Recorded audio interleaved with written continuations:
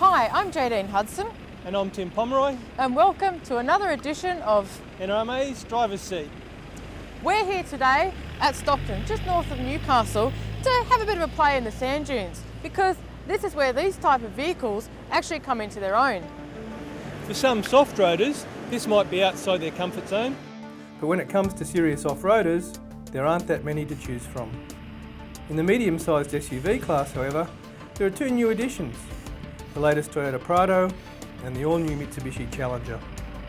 Both vehicles have some serious off-road credibility, but the pair are very different style of vehicles.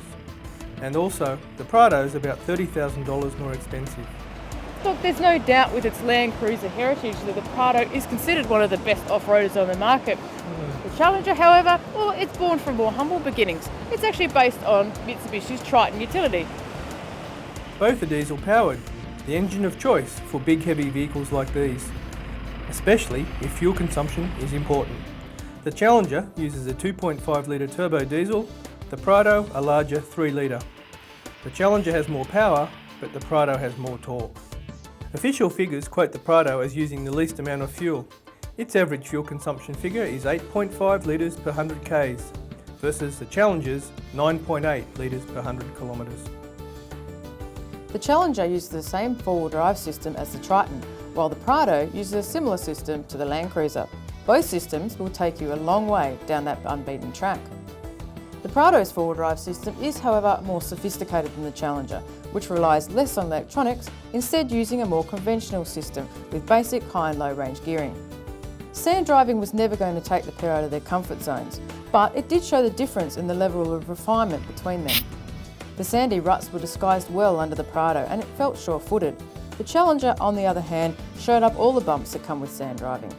While not uncomfortable, the difference in the ride comfort was noticeable between the pair. Now it's time to go back down on the freeway, so it'll be interesting to see how they go there. Definitely.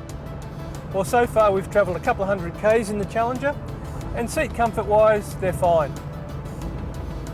Given the Challenger's commercial underpinnings, it's not surprising that it's a bit more truck-like or commercial-like on the road. And the ride quality is a bit firm too, although out on the freeway, it's not as bad as you'd expect. Behind the wheel of the Challenger, it's a fairly simple and straightforward design. There's audio and cruise controls on the steering wheel. The dash layout is well presented and simple as well.